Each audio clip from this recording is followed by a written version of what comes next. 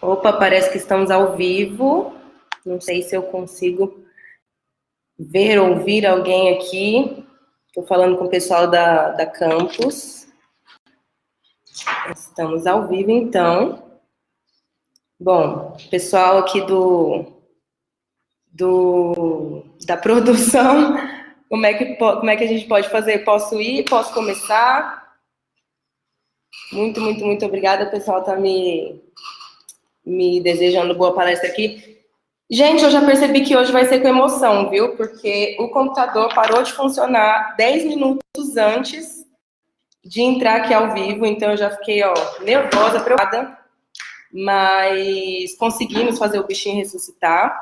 Eu queria só confirmar com vocês aqui, pessoal da campus, se minha apresentação tá rolando, não tá? Opa, pelo visto tá.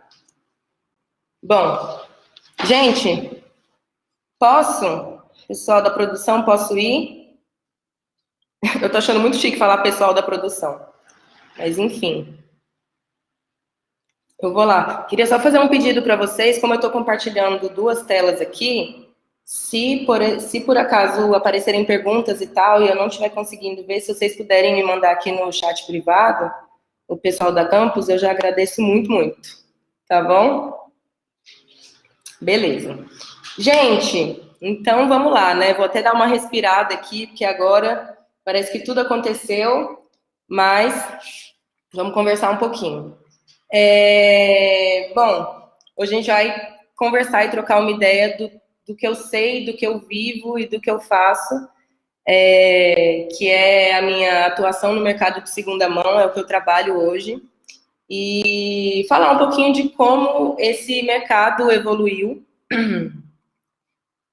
Opa, será que minha palestra caiu?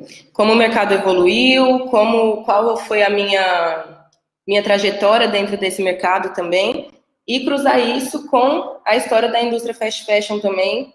Eu acho que para esse palco hoje é uma pauta que a gente precisa trazer. Então, vamos lá. Antes de começar, eu queria passar um vídeo aqui para vocês que vai guiar um pouco também da nossa conversa. E é um vídeo super recente, tá quentinho do forno ainda, que é uma parte da minha história, inclusive. Então, vamos lá.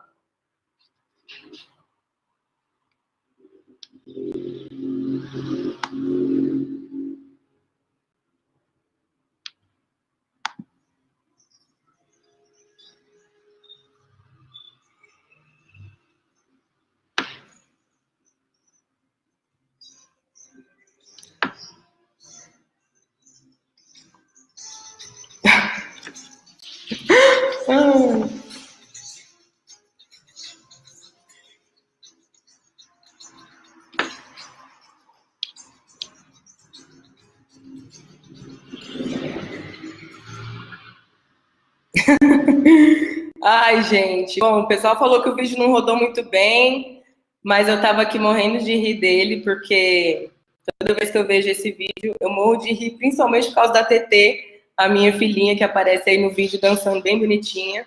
E, bom, para dar uma contextualizada para vocês, daqui a 8 dias eu tô indo para o Egito e eu vou trabalhar numa startup de venda de roupas de segunda mão lá.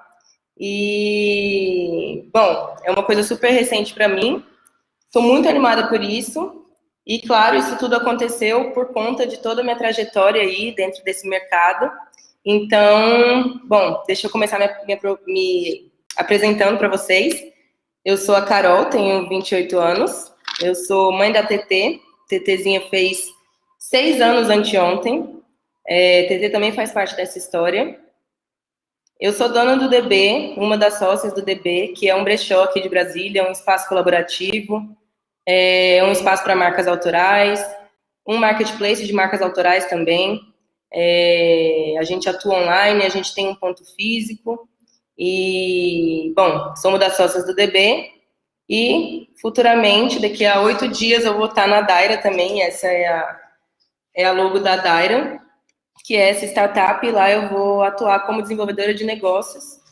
e levar tudo que eu tenho de bagagem que eu aprendi aqui e trocar muito também com a Basma, que é a dona da Daira, e aprender com ela mais sobre o mundo das startups. Ela é uma pessoa super voltada para esse mundo e a gente vai trocar e aprender juntas. Eu vou passar 2 meses lá. E, bom, é isso, estou animada.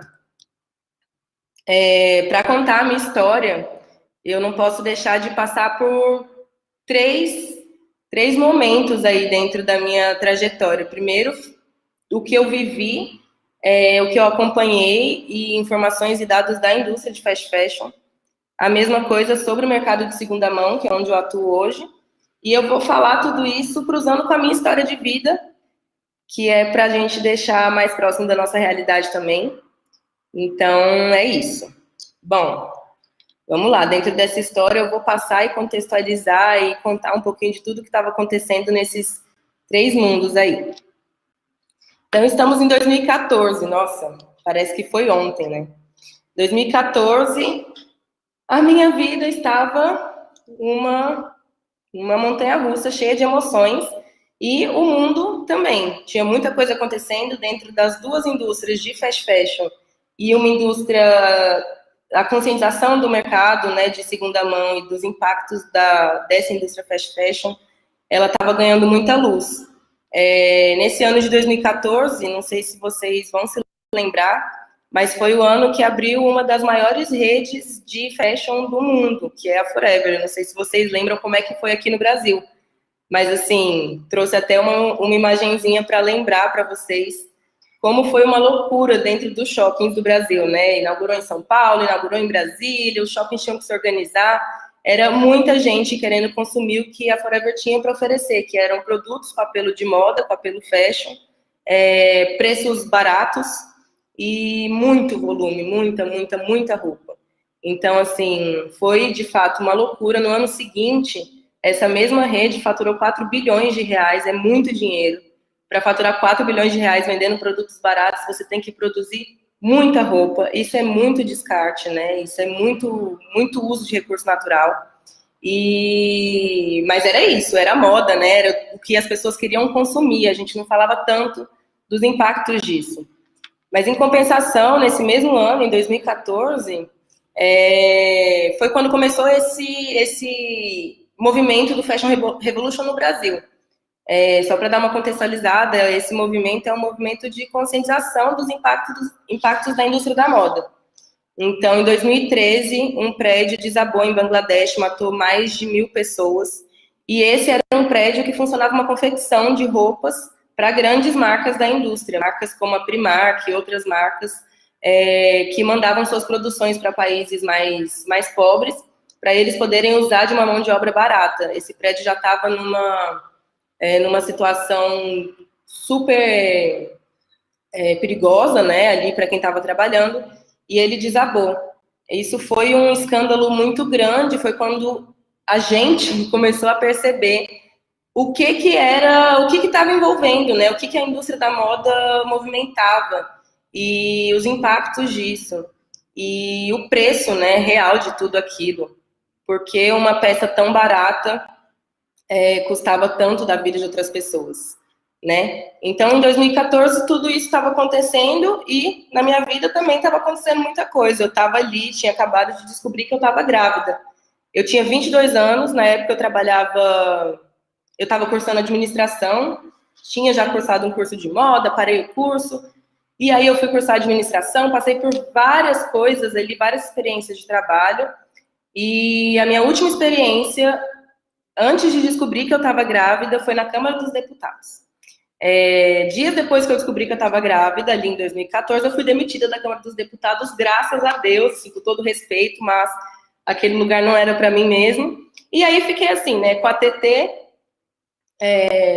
com 22 anos, grávida e em casa, porque eu já tinha consciência que eu não ia conseguir me recolocar no mercado estando grávida. A gente sabe como é que as coisas funcionam para a mulher que tenta se colocar no mercado grávida ou mãe, né, recente. E eu fiquei em casa, mas aquilo lá para mim era Nossa, era de uma angústia, porque eu sempre fui meio agitada e tal, então foi um pouco difícil de lidar com isso. Em relação ao que estava acontecendo de estudo de tendências para aquele mesmo ano, a Euromonitor já tinha publicado um estudo de próximas tendências, né, para aquele ano. E naquele estudo já se falava sobre um consumo mais consciente, como as pessoas buscavam as informações na hora de consumir, mas era uma informação muito tímida ainda, né? Era uma informação ela não era uma informação tão presente para a gente. Aparecia em um ou outro estudo de tendência. E aí chegamos em 2015. Nesse ano eu ainda estava em casa, ainda estava grávida, a TT nasceu em julho, e eu estava com esse sentimento mesmo, né, de que queria produzir, queria fazer algo, e eu estava em casa com um armário cheio de roupas. E aí eu abri uma página no Instagram, foi um dia que eu tirei muita coisa, eu falei, meu Deus do céu, hoje realmente eu desapeguei muito, né, desapeguei bonito hoje, vou vender essas coisas para amigas minhas, e aí foi quando eu comecei a botar isso daí na rede, abri essa página, falei, ai meninas, fiz um limpo aí no armário, desapeguei bonito de algumas coisinhas, tá tudo a preço de bazar, então se vocês quiserem, vai lá dar uma olhada e vamos lá. E aí foi indo assim, né? Eu fui vendendo minhas coisas, comecei vendendo coisas minhas, daqui a pouco coisas de amigas, daqui a pouco coisas de pessoas que eu não conhecia, mas eu não sentia que aquilo ali era um negócio ainda. Eu não sentia dessa forma, não me sentia empreendedora, não sentia que eu estava fazendo aquilo lá para viver, e sentia muita vontade realmente de me colocar de volta no mercado. E, ao mesmo tempo, as notícias, né, o que você via acontecendo no mercado de segunda mão, que era mais público, eram sempre notícias com uma conotação negativa mesmo, uma coisa de pouco valor, coisas muito baratas. Então, olha só, isso é uma matéria de 2015. Elimine as antigas energias de roupas usadas. Gente, isso daqui é tão ultrapassado, mas era isso que se falava, que energia que essa roupa tem, como eu posso eliminar a energia, posso ou não posso usar roupas usadas? E aí, no final, essa matéria acaba assim, na dúvida, não compre ou aceite roupas usadas. Esse era o nível das notícias da época, né, do que se falava sobre esse mercado. Então, eu também não estava ali levando aquilo tão a sério. Mas, ao mesmo tempo, já existiam marcas no Brasil e no mundo que já faturavam muito dinheiro vendendo produtos usados. Elas já tinham alguma visibilidade, mas eu trouxe aqui e enjoei para vocês, que provavelmente é o que vocês conhecem mais aqui do Brasil, realmente é uma marca, né, uma empresa gigante, e lá em 2015, ela já tinha faturado 30 milhões no ano anterior, e a projeção era faturar 80 milhões de reais em 2015, e a inauguração, né, a criação do Enjoei foi em 2019, então em muito pouco tempo de empresa, eles já tinham, né, esse faturamento de milhões e tinham expectativas muito grandes, mas o mercado ainda não falava tanto sobre isso. E aí, chegamos em 2016, eu estava naquele mesmo sentimento, né? Ai, cara, eu preciso voltar a trabalhar de qualquer jeito, preciso de um emprego formal que me dê grandes possibilidades de estabilidade, não sei o quê. Eu acho engraçado pensar nisso hoje. E aí eu falei, não, cara, não rola mais, estou muito nova, vou voltar a trabalhar, não sabia como eu ia conseguir me recolocar. E eu liguei para uma ex-chefe minha do primeiro estágio que eu fiz, que também era no órgão público, olha lá que louca que eu tava. E eu falei, cara, preciso trabalhar, pelo amor de Deus, se tiver uma vaga aí, você me chama. E ela falou, Carol, se tiver, eu vou te chamar. E aí ela realmente me chamou, eu voltei a fazer um estágio que eu fazia no início do meu curso. Para conseguir, enfim, né, me encaixar, voltar a trabalhar ali e tal. E aí, assim foi, voltei para esse trabalho e eu passava metade do meu tempo lendo uns processos lá, de papel ainda, e aí na hora do almoço eu fazia uma entrega ou eu vendia alguma coisa online, a pessoa passava na minha casa, pegava com a minha irmã e com a minha mãe, elas falaram sobre isso ontem, e aí eu fui meio que vivendo assim, né? E aí esse ano, também, em 2016, foi um ano que a indústria do fast fashion ela estava passando por uma uma modernização muito grande aqui no Brasil, tentando acompanhar esse ritmo, né, dessas marcas que já eram muito grandes na Europa, nos Estados Unidos. As marcas de fast fashion aqui do Brasil começaram a se modernizar. Então, a ideia era produzir mais coisa, a ideia era abrir mais lojas. Então, se você for buscar o crescimento de lojas dessas marcas aqui no Brasil, foi, assim, muito grande nos últimos anos. A ideia era se aproximar mais do cliente, para saber mais o que o cliente queria, para produzir mais coisas, para vender mais. Enfim, era muito dinheiro que estava envolvido aquilo ali e muita produção. Aqui no Brasil, o faturamento das 15 maiores redes de varejo de moda em 2016 foi de 40 bilhões de reais. É realmente muito dinheiro, né? Tanto dinheiro que eu estava procurando ontem. O que se faz com 40 bilhões de reais? Vou colocar na minha palestra. E aí, cara, você faz absolutamente tudo, porque é muito dinheiro mesmo, né? Então, assim, a gente perde um pouco da noção do quanto dinheiro é isso, porque a gente não sabe, né, o que isso quer dizer. Mas para fazer 40 bilhões de reais vendendo produtos baratos, tem alguma coisa que está errada aí, né? Assim, alguém não está recebendo por isso, ou muita roupa está sendo produzida. Aqui no Brasil tem uma marca que vocês conhecem, que é a Riachuelo, que naquele ano produziu quase 40 milhões de peças de roupa. Foram 40 milhões de peças de roupa, e isso significa 3 milhões de peças aí, tô arredondando, por mês. 3 milhões de peças por mês, gente. Por mais que hoje a gente tenha tecnologia, a gente tenha, né, maquinário e várias coisas, é muita gente trabalhando para produzir 3 milhões de peças por mês. Para produzir 110 mil peças por dia, né? É muita roupa. E é muito recurso realmente utilizado para fazer isso. Então, olhando esses dados, eu fiquei bem chocada. E em 2016, eu decidi trabalhar nessa empresa. É isso, gente. Eu achei a minha declaração de contratação, não é nem contratação, mas uma declaração que eu trabalhava nessa indústria. Em 2016, eu trabalhei lá. E não que eu tenha me infiltrado na indústria fast fashion para fazer a diferença, eu nem tinha muito esse conhecimento de sustentabilidade, ou de consumo consciente, ou de mercado de segunda mão, mas eu queria muito voltar a trabalhar e ganhar dinheiro, e eu senti que eu tinha como entrar nessa vaga. E aí eu fui trabalhar na Riachuelo, tá passada mesmo, porque assim, eu olhando isso hoje para trás, eu fiquei bem passada, mas na verdade, assim, também fiquei muito grata, porque foi na Riachuelo que eu consegui ter noção de um processo de confecção, de produção de peças, né? Foi lá que eu consegui entender também como é que funciona o consumo, o tamanho do consumo, o volume do consumo, a urgência do consumo. A gente batia metas altíssimas e lojas muito grandes, a gente mexia naquela loja inteira. E as pessoas vinham loucas para consumir. Né? Foi lá também que eu entendi como é que tudo aquilo era distribuído, como é que era estocado, quais eram as relações que tinham ali dentro também com aqueles trabalhadores e como é que tudo aquilo era descartado. Não posso dizer para vocês que eu vivi naquele lugar, naquela empresa, algo que tenha comprovado para mim o tamanho do descarte. Mas, desligou minha luz aqui. Bom, mas acho que vocês estão conseguindo me ver. Mas foi lá também que eu tive um pouco de noção, hoje olhando para trás, do que significava, da magnitude daquilo tudo. E aí, menina, chegamos em 2017, né? Só que aí, em 2017, eu tava louca, porque nesse tempo todo que eu trabalhava com fast fashion, eu também trabalhava com brechó. Então, eu tava vivendo as duas vidas. Eu vendia durante a semana no fast fashion e eu vendia no fim de semana no brechó. Eu realmente estava muito cansada. Era impossível manter aquilo. Eu tinha também uma filha que era super nova.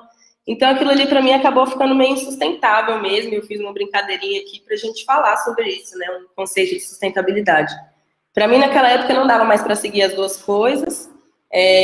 Aqui, como eu bem trouxe, uma coisa sustentável é algo que você consiga produzir, que você consiga manter sem esgotamento. E aí, falando de mim, eu estava realmente com o meu esgotamento energético. E falando dentro da indústria, a gente já está num momento de sinal vermelho, de esgotamento total dos nossos recursos. E ali ficou insustentável para mim, então eu tinha que tomar uma decisão, né? E eu ficava pensando, cara, mas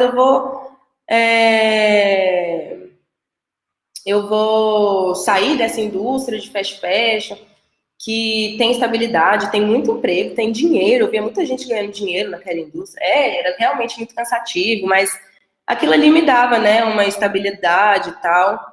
Mas ao mesmo tempo eu pensava, porra, mas o brechó, ele é meu negócio, né? E eu boto fé no que tá acontecendo, tô conhecendo um monte de gente legal. Eu tô vendo a parada circulando, se movimentando. Putz, tive que decidir, e aí foi quando eu virei profissão brechózeira, querido. Eu botei essa foto aí, porque essa foi a foto do primeiro editorial que a gente produziu pro Desapeguei Bonito. E foi um dia muito especial para mim, porque foi quando eu bati o martelo e falei, cara, eu vou viver disso aí mesmo, vou investir nisso, investir energia, tá? Porque dinheiro eu não tinha, não. Vou investir nisso e tal, e beleza, virei profissão brechoseira. E aí, de 2017 até 2019, eu vivi com Desapeguei Bonito muita coisa incrível. Muita, muita, muita coisa incrível mesmo. Desde que eu decidi viver disso, eu abri uma loja física junto com a minha sócia, essa é a Thaís, e a gente abriu uma primeira loja de 15 metros quadrados. Cabia só nós duas dentro dessa loja. E aí, isso foi em 2018, 2018. Depois essa loja virou um estoque, porque a gente foi para uma outra loja e a gente inaugurou uma outra loja também. A gente ficou meio metida, sabe? A gente fez conexões com pessoas incríveis que trabalhavam e sentiam a mesma energia que a gente. Essa é a Tati e a Morx. São duas mulheres maravilhosas que também trabalhavam no mesmo tipo, no mesmo modelo de negócio que a gente. A gente se divertiu pra caramba, porque a gente fez um arco-íris voador, sabe? Maravilhoso, inclusivo pra caramba. As pessoas chegavam lá, já queriam chegar assim, super animadas. Ele foi um lugar incrível. Opa! A gente fez parcerias muito boas também, parcerias que entenderam a nossa vibe. Então a gente conseguiu mudar também o tom de negócios convencionais. A gente queria falar de liberdade, de coisa sem pudor, de mulher que bebe cerveja. Acho que a gente falava por último da roupa, mas na verdade o que a gente estava falando ali era de uma vibe, sabe? Sei lá, um sentimento. A gente reuniu mulheres para conversar, para abrir o coração. E assim, saudades quando a gente podia aglomerar, porque isso daqui foi um dos eventos que a gente fez, mas a gente trouxe realmente muita gente para aquele espaço. E a gente comemorou muito, a gente foi muito feliz. Eu tava bem louca nessa foto agora, olhando para ela. Eu lembro desse dia. E, na verdade, esse foi um dia que a gente comemorou o aniversário da empresa, fazendo um editorial e convidando os nossos melhores clientes. E aí o resultado foi incrível. E eu vivi realmente muitas, muitas coisas maravilhosas quando Desapeguei Bonito. E aí, em 2019, né, de 2017 a 2019, a gente estava ali construindo uma empresa, mandando ver, estruturando até nosso tom, nossa comunidade, o que a gente estava fazendo. 2019 realmente foi um ano muito, muito, muito bom para mim, para o DB, para nossa empresa. Foi um ano de estabilidade e tal, né? Foi um ano realmente muito legal. Só que a Forever, aquela lá que tinha vendido 5 bilhões de reais, 6, 4, já até me perdi, muitos bilhões de reais em 2015, ela estava agora entrando com pedido de falência lá nos Estados Unidos. Aquela mesma loja, né, que tinha faturado bilhões, ela estava entrando em falência. Ela está à beira da falência, olha só, quase despejada de shopping no Rio de Janeiro por não pagar aluguel. Isso foi bem chocante, assim, né? E aí, assim, impossível não ter trazido luz também para o motivo por que isso aconteceu. Muitas matérias e reportagens e dentro ali, né, da comunidade que vivia aquilo, trouxe muito dessa questão do consumo consciente. Nossa, então como assim, né? Essa empresa que é uma das maiores do mundo, ela está falindo, as pessoas finalmente mudaram a percepção, né, para a indústria da moda. Graças a Deus, nossa geração super antenada, a gente está questionando e agora o jogo vai virar e tal, né? Era esse o sentimento, só que não. Não era isso. Bom, pelo menos em partes não era isso. Na verdade, gente, o que aconteceu no caso da Forever, para ela ter falido, não foi a nossa viradinha de chave para consumo consciente? Na verdade, o que estava acontecendo foi uma falta de gestão mesmo deles. Então, o varejo estava em alta, em baixa, mas o comércio, né, de eletrônico, ele já estava subindo há muito tempo. A falência, né, o pedido de falência da Forever, na verdade, foi uma consequência do tanto que ela demorou para se adequar à nova forma de consumo.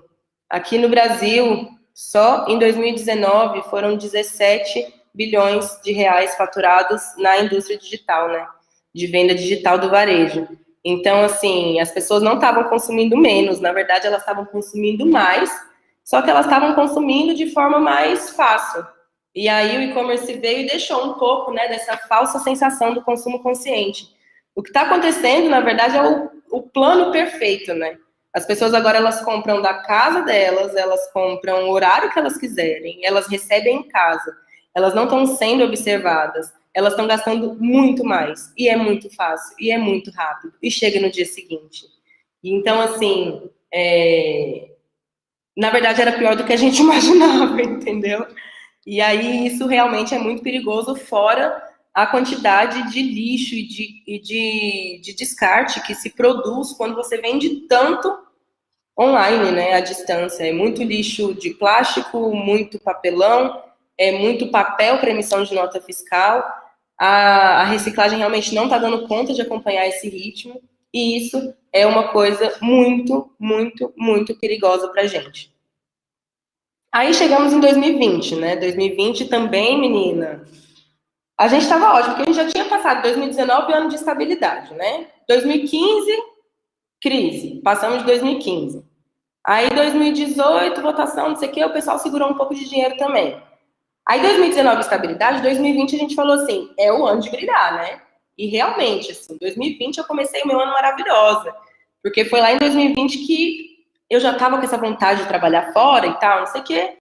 E aí eu, em janeiro mesmo, me inscrevi, coisa de tipo, menos de 10 dias eu já tinha me aplicado para vagas para trabalhar em startup no Egito.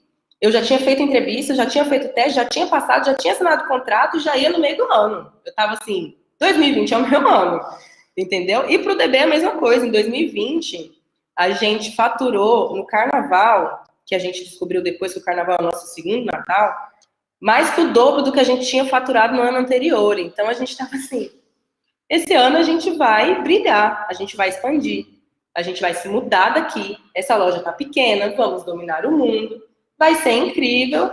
De novo, só que não, né, querido? Porque aí veio março. E março, bom, não preciso entrar em detalhes do que aconteceu com todos os negócios em março, né? Março, pandemia, tudo aconteceu, a gente recalculou a rota, todo o dinheiro que a gente tinha feito em fevereiro, que a gente faturou super bem, a gente usou para pagar as coisas que a gente tinha que pagar, porque a gente estava de loja fechada.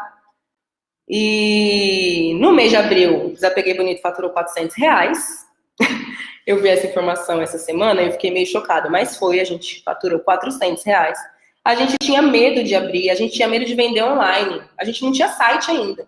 O site era um plano e a gente não tinha coragem ainda de se expor, a gente tinha medo pelas nossas funcionárias, a gente tinha medo de sair de casa, a gente não sabia o que ia acontecer. Então, foi isso, assim, março foi um mês triste.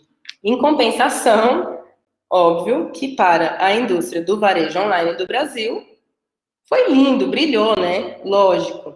Então, assim, estamos mais uma vez falando de grandes negócios que, por mais que tenham sofrido com a crise, e é óbvio que sofreram, né? Sofrendo no sentido de faturamento mais baixo, eles têm dinheiro para se adequar. E eles têm pessoas para trabalhar, e eles têm tudo isso, e o pequeno negócio não tem. Então, enquanto o varejo online no Brasil estava crescendo e, nossa, explodindo, a gente estava vendo ali mais de 600 mil pequenas empresas fechando as portas, coronavírus. A gente viu muitas dessas empresas, a gente viu amigos nossos fechando. E foram muitas pessoas desempregadas, todo aquele caos acontecendo, e é um caos que acontece com o pequeno, né? O pequeno negócio, ele vai sofrer, porque o pequeno negócio, ele está ali sempre sobrevivendo e fazendo continhas aos poucos. E o grande negócio, ele tem estrutura para se adaptar. Então, para a gente realmente foi muito sofrido. Ali, só uma observação, muitas empresas foram fechadas, mas milhares não, se eu não me engano, milhões de empresas foram abertas nesse período de pandemia. E aí, quando você vai estudar essa informação, você fala assim, porra, mas milhões de empresas foram abertas, o Brasil está super bem, né? Só que não, né, gente? Essas empresas, elas são abertas por necessidade, não é porque a pessoa decidiu que ia empreender, e aí ela se planejou, ela estudou, juntou uma grana, fez um caixa. Não, aquilo ali é necessidade, pessoas desempregadas. Então, esse dado é importante a gente falar, porque todas não, mas grande parte dessas empresas que foram abertas, elas vieram nesse mesmo contexto, e a gente não consegue garantir que essas empresas vão se sustentar também quando a gente chegar no momento de recessão pós-crise, que, enfim, ele vai chegar. Então, é também um dado perigoso, né? Quantas empresas que abriram e quantas empresas fecharam. E isso estava lá, rolando em 2020, e a gente também estava desesperando bonito. Isso daqui, gente, era o nosso mais novo produto, tô brincando. Isso daqui foi uma vaquinha que a gente fez. Por quê? A gente estava naquela situação de a gente não sabia em qual momento a gente abria a loja, a gente não sabia quanto tempo aquilo tudo ia durar, e a gente decidiu contar com as pessoas que acompanhavam o nosso trabalho, e a gente abriu ali a nossa arrecadação coletiva, a nossa vaquinha. Tem um mu aí para reforçar. E foi lindo, porque, assim, bom, o momento ele era bem preocupante, mas o engajamento que a gente teve nessa campanha das pessoas que acompanhavam a gente no nosso negócio foi tão lindo que a gente teve um respirinho. E aí foi o tempo só da gente se organizar para abrir o nosso site, enfim, vamos vender online, sabe? Não tem muito o que fazer, o comércio já estava voltando, mas a gente não tinha coragem de voltar, então a gente pegou, lançou um site do Desapeguei Bonito do jeito que dava, a gente transformou a nossa loja em estoque, a gente aproveitou também, já que a loja estava fechada, e a gente dormiu na loja, mas só para, enfim, falar o que aconteceu. Foi ótimo esse dia, se minhas sócias estiverem aqui vendo esse vídeo, essa foto vocês vão lembrar, esse dia foi incrível. A gente dormiu de novo lá, olha lá, essa é a Tibirinhas. Dormimos junto, e os produtos ali, gente. Tudo lá atrás, a gente enchendo a cara lá em cima. A gente aprendeu a tirar foto de produto, mas assim, não era tão glamouroso, entendeu? Era difícil vender online quando você não tem estrutura. É difícil, entendeu? A gente até que deu um jeito, conseguiu melhorar uma coisinha ou outra, e assim a gente se estabilizou. O DB ele já não ia mais quebrar. Ele não ia fechar. A gente estava faturando, sei lá, menos de 1/3 do que a gente faturava normalmente, mas a gente se estabilizou e aí a gente conseguiu passar desse ano aí, né? Tipo, conseguimos sobreviver, né? Graças a Deus. E ainda lá em 2020, tinha mais várias outras coisas acontecendo, né? Eu acho que por conta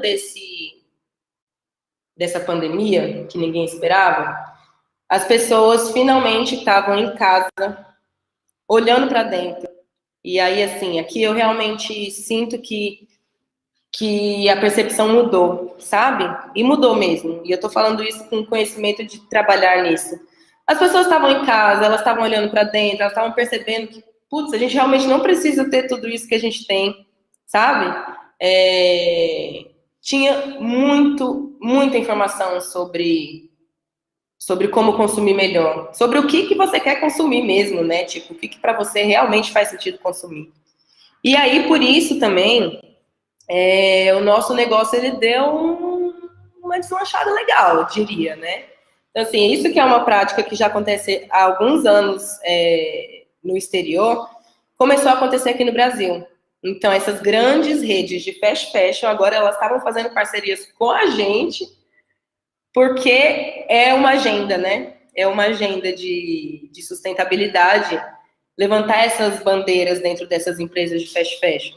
Então, elas começaram a fazer uma parceria com a gente, e aí, o meu sentimento em relação a isso é que é melhor assim, né? Assim, óbvio que existe um interesse por trás disso, mas antes, assim, do que sem parcerias, né? Que a gente possa também entrar dentro dessa estrutura e melhorá-la, né? Melhorá-la e fazer coisas para melhorar a nossa situação. Então, Renner fez aí parceria com Brechó, C&A fez parceria com Repassa, né? O C&A e a Renner esse ano comprou o Repassa mesmo. Antes era só uma parceria, agora ele realmente comprou o Repassa. O Enjoei tinha acabado de estrear na Bolsa, na B3, e aí tinha levantado mais de 1 bilhão, né, em investimento, e isso aqui pra gente foi uma informação muito relevante, e não só pra gente, agora tinham mercados muito grandes que estavam olhando para o que a gente fazia. Então, isso foi muito, muito positivo no fim das contas.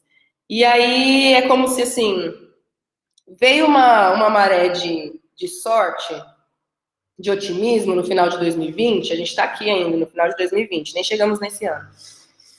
Veio, menino, uma maré de vibes, e aí isso aconteceu também com o DB. Um belo dia, a gente ali, né, já naquela estabilidade, sem fazer muito dinheiro, sem perspectiva de expandir também, coitado.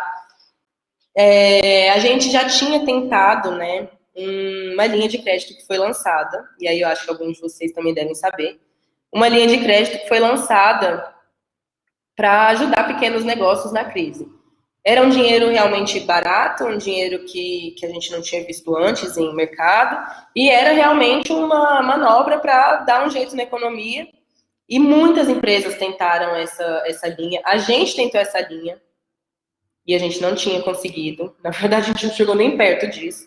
E a gente superou e seguiu. Mas aí, menina, um belo dia a gente estava na loja, a gente recebeu uma ligação da nossa gerente falando: vocês acabaram de receber, não foi tão bem assim, mas bom, essa linha foi aprovada para vocês, foram X empresas, a gente liberou 12, vocês são uma dessas empresas, só que vocês têm que vir para cá hoje. Essa daqui é a cara da Thaís, a nossa cara de desespero, né? Porque a gente tava assim, cara, o que tá acontecendo com esse ano? A gente achou que ia expandir, depois a gente achou que ia quebrar, depois a gente se estabilizou e agora a gente vai expandir de novo? Que louco, né? Mas assim, foi isso. Então a gente foi no banco e essa linha chegou pra gente, e aí assim, aqui sem romantizar isso que rolou, gente, é uma dívida. Foi um empréstimo. Mas a gente viu a oportunidade, a gente agarrou, porque se não fosse assim também, a gente provavelmente não teria expandido tão rápido. E confiando muito também no nosso negócio, no que a gente já fazia. Então a gente foi lá, as duas assustadas, vamos assinar esse contrato, e literalmente do dia para a tarde, a gente tinha dinheiro, a gente se mudou. A gente abandonou aquela segunda loja lá, que era a nossa loja. Ai, bichinha, saudade dela. A gente fez outra sócia. Não sei se ela tá aqui, eu espero que sim. Esse foi o dia que a gente pediu Ana Paula em sociedade. A gente alugou um novo espaço. A gente fez muita obra nesse espaço. A gente correu contra o tempo e a gente expandiu, né? A gente virou esse espaço aí, o Desapeguei Bonito, que é um espaço de venda de roupas de segunda mão, que é uma loja colaborativa para marcas aqui de Brasília, que sejam marcas locais, que sejam marcas autorais, que produzam aqui, que tenham essa consciência. A gente expandiu agora trazendo um espaço de convivência, porque no fim das contas, tomar cerveja na loja era o que a gente fazia todas as semanas. Então, agora a gente tinha um lugar para trazer essas pessoas junto com a gente. E a gente expandiu. Tá aí. Estávamos aí, em 2020. Foi, na realidade, um sentimento muito doido, muito confuso. O mercado ainda estava se estabilizando. Depois que a gente mudou, a gente passou por muitas coisas difíceis também. A gente ainda não está num momento lindo, maravilhoso, mas a gente apostou no negócio que a gente tem e no que a gente acredita para o mundo. Então, foi isso. E aí chegamos em 2021, né? E o que vem depois disso? No fim das contas, fazendo toda essa retrospectiva que, nossa, eu falei aqui vários anos em 10 minutos, muita coisa aconteceu, mas no fim das contas, sim, a gente está se encaminhando para uma evolução no consumo, evolução na forma que as pessoas entendem as informações, de onde vêm os produtos delas. A gente já está como tendência mesmo. O mercado de segunda mão é um mercado que projeta faturar aí 77 bilhões de reais em 2015. Porém, o varejo de e-commerce e de venda de produtos novos vai chegar na casa dos trilhões em faturamento. Isso significa, assim, gente, que, ok, a gente vai crescer. Só que o mercado de fast fashion vai continuar crescendo. E isso é extremamente perigoso, não tem limite para a produção. A gente passou de consumo para consumismo, a gente parou para olhar a moda que há anos atrás era uma moda de funcionalidade para uma moda de excesso, de ansiedade, de muitas vezes compulsão.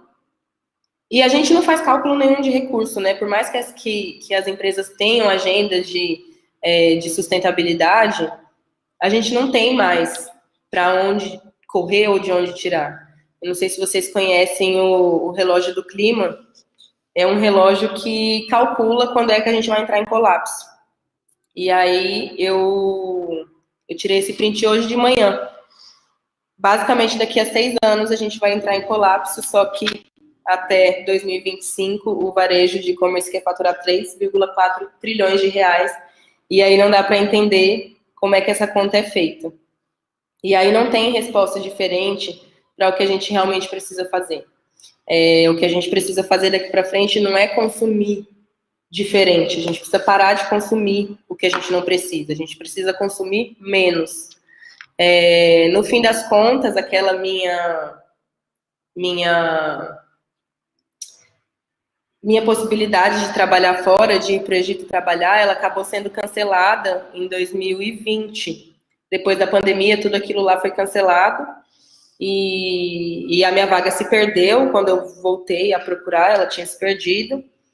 E eu fiquei bem triste, porque era uma possibilidade para mim, uma coisa, né, que eu queria viver.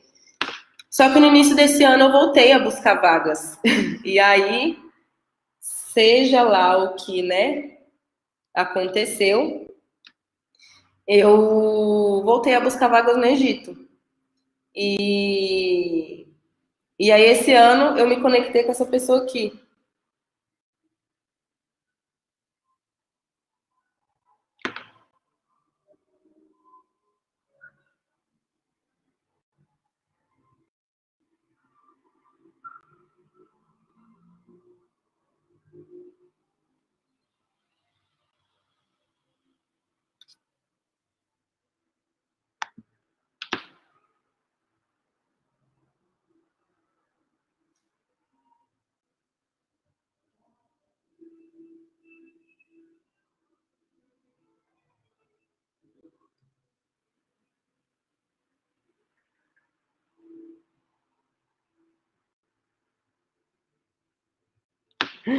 Ai, que música emotiva, né, menina? Fiquei com vontade de chorar de emoção aqui agora.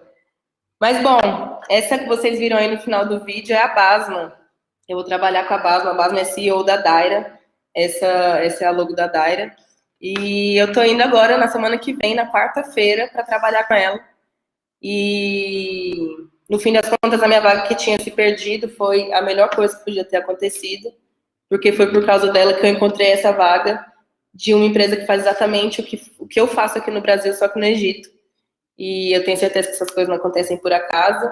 E mais gostoso ainda é poder viver isso sabendo que a gente vai fazer a diferença, né? Nessa forma de consumir. E eu tô muito animada para poder viver isso e para poder levar um pouco do que eu vivo aqui e do que eu acredito para o mundo lá para o Egito. Porque eu acho que esse movimento é o que me faz ter mais certeza das minhas conclusões nesse meu percurso e do que eu vim percebendo, até montando mesmo essa palestra. Muita informação, muito conteúdo e muita previsão ruim. Então, o que eu estou buscando agora e o que eu busco para a gente e o que eu quero passar, na verdade, é que eu acredito numa moda sem colapso. Eu acredito em moda, eu gosto de moda, eu consumo moda e eu vendo moda. Mas eu acho que ela pode acontecer sem colapso. Ela deve acontecer sem colapso, não tem um outro caminho diferente desse. Eu acredito que consumir consciente não é consumir diferente, entendeu? Não adianta você sentir menos peso porque agora você compra online, ou porque agora você compra de um jeito diferente, ou porque você compra de uma marca que não é tão conhecida, mas se você consome muito, você continua contribuindo para todo esse descarte e desgaste dos nossos recursos. Então, consumir diferente não é a mesma coisa que consumir consciente. Na verdade, consumir consciente é consumir menos. Eu tinha falado mais cedo, mas a gente mudou a nossa percepção do que é consumir, e isso, lógico, é uma herança aí de muitas grandes revoluções e tecnologia, e tudo que fez com que as grandes indústrias entendessem que elas precisam aumentar a demanda para a gente comprar mais. E aí sempre mais, né? Infinitas vezes mais. Eu quero acreditar agora em conceitos de consumir menos mesmo. Na verdade, a gente também confunde o consumir de forma compartilhada ou de forma colaborativa como consumir melhor. E, na verdade, aquilo ali só te dá menos posse das coisas. Quando a gente tem menos posse, eu vou, né, de Uber ao invés de comprar um carro. Então, na verdade, eu estou consumindo de boa. Mas, cara, na verdade, você tem que andar de bicicleta, entendeu? Claro, se for possível, e eu estou falando, né, salvo todas as particularidades da vida de cada um. Não adianta você passar um ano inteiro indo para Airbnb e viajando o ano todo, se você está consumindo recurso, combustível, gasolina, tudo aquilo que você vai levar, se você cria necessidades para você. E é lógico, gente, que eu não estou falando aqui sobre viver uma vida que você, a partir de agora, faz um voto e não compra nada. A gente precisa disso, né? Isso faz parte também da gente como um ser sociável e tal, mas a gente precisa parar para olhar para dentro e entender que a gente tem muito mais, a gente cria muito mais necessidades do que a gente realmente precisa. Eu acredito muito nisso, né, que se a gente não puder mudar a indústria, a gente pode melhorar essa indústria. O caso dessas grandes redes de fast fashion que agora estão trazendo os brechós para dentro é um exemplo disso. E é como eu falei para vocês, se isso é genuíno ou não, não tem como a gente medir. Mas se a gente está entrando como nosso negócio em indústrias para melhorar, mesmo que minimamente, aquelas previsões, né, e a realidade daquilo, que a gente faça. Se a gente não puder mudar essa indústria, que a gente consiga melhorar. O mercado de segunda mão, ele não vai parar de crescer, graças a Deus, né? Eu acho que a consciência é um caminho sem volta. A gente tem muita informação agora para consumir. A gente pode buscar de onde é que a gente compra, quem é que faz as nossas coisas, qual que é o histórico da empresa que você quer consumir. Então, graças a Deus, essa consciência é um caminho sem volta. O mercado de segunda mão, ele não vai parar de crescer.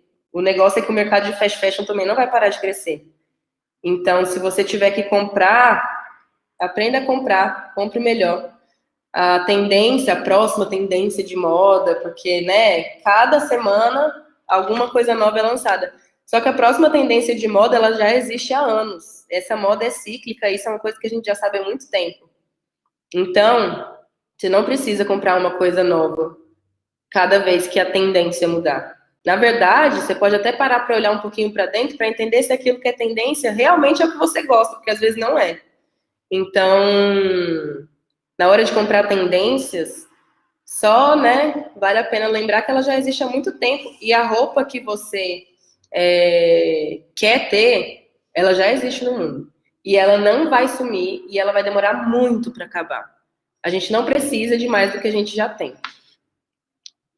Se você for comprar, compre melhor, para um pouquinho, compre menos. E se for comprar, compre do pequeno. Sempre que possível, compre do pequeno. E eu não queria deixar de falar sobre isso aqui, porque o pequeno sofreu muito com essa crise, vai continuar sofrendo.